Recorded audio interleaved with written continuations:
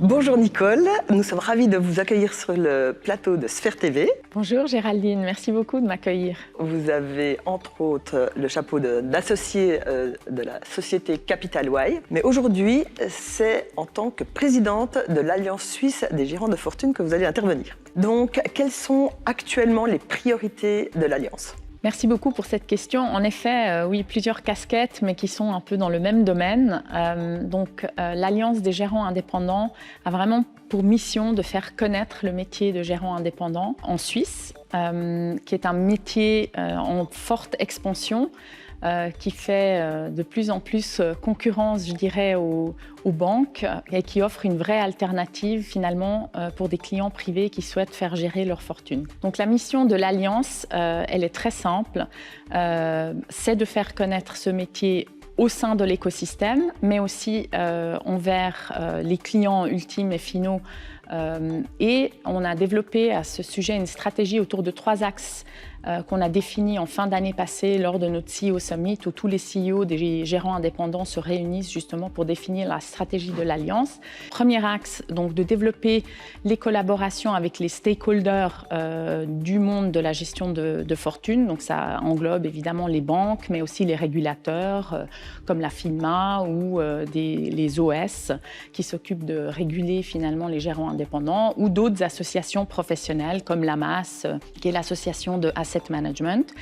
Le deuxième axe, c'est autour de la collaboration entre les différents gérants indépendants, parce qu'on a énormément de compétences au sein des différentes sociétés.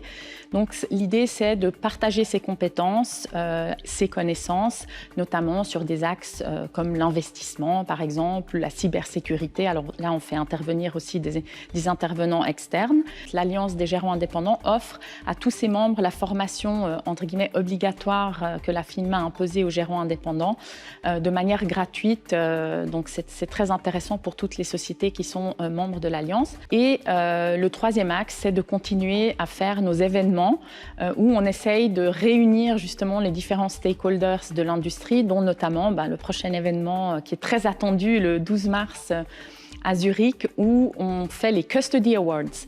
C'est très intéressant parce que là, on a réussi à retourner un peu le modèle, je dirais c'est un peu David contre Goliath, parce que c'est les petits gérants indépendants qui vont donner une note aux banques dépositaires sur différents sujets, des sujets opérationnels, des sujets de relations clients, des sujets sur les ouvertures de comptes.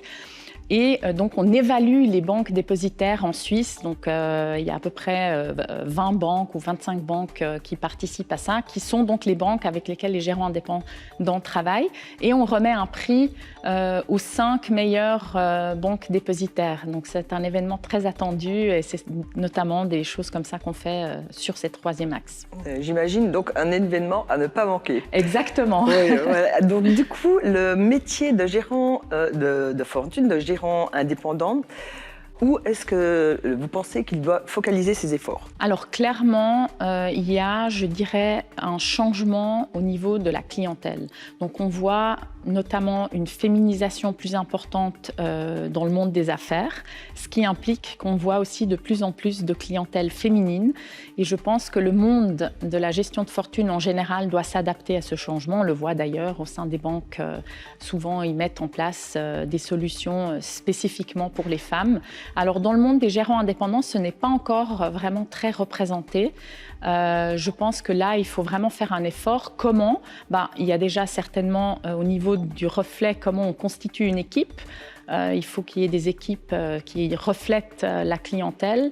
Un autre axe qu'on voit très souvent, c'est clairement le côté numérique. Vraiment, notre métier a changé. Le client s'attend aussi à un service beaucoup plus automatique, plus numérique, plus digital.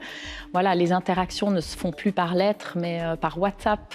Donc, il faut aussi que le gérant, le monde de la finance puisse s'adapter à ce genre de changement. Donc, en tant que fondatrice, l'une des fondatrices de Capital Y, quelles sont les orientations que vous donnez justement à votre société et qu'est-ce que vous implémentez Est-ce que c'est plutôt en termes de digitalisation, en termes de relations clientèle?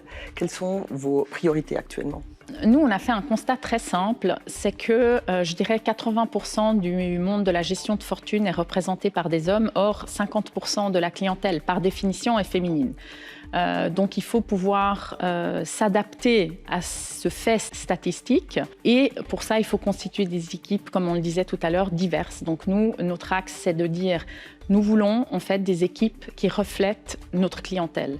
Donc notre clientèle est relativement jeune, donc notre équipe c'est un mélange de personnes très expérimentées mais aussi une équipe très jeune qui est très au fait avec le numérique justement, ce qui convient très bien à ce type de client. Donc, priorité en termes de recrutement, on va dire, d'avoir une vraie diversité dans les équipes et aussi à la technologie, évidemment, qui fait partie intégrante du développement actuel vers quoi les gérants indépendants doivent se diriger. Exactement. Donc aujourd'hui, il y a des outils numériques qui sont à disposition qui ne l'étaient pas encore il y a quelques années en arrière, parce que c'est vrai que le gérant indépendant a une difficulté, c'est-à-dire qu'il se retrouve au milieu de différents providers de services et qu'il doit récupérer les données de ces providers-là.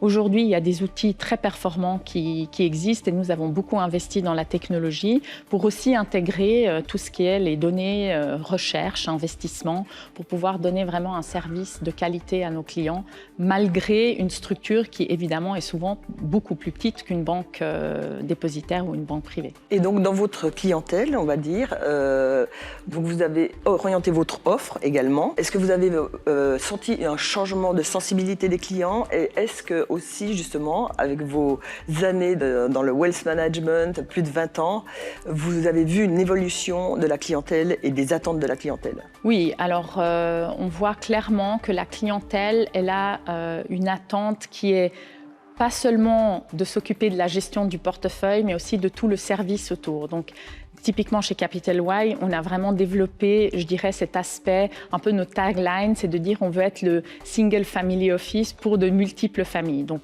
principalement, on fait de la gestion de fortune, mais on accompagne aussi les clients sur d'autres aspects qui sont liés aux aspects financiers. Ça peut être de la fiscalité, ça peut être la formation de la next gen. Alors évidemment, la fiscalité, nous ne sommes pas fiscalistes, nous allons utiliser des ressources externes, mais on accompagne le client dans cette, je dirais, dans ce questionnement ou dans cette problématique.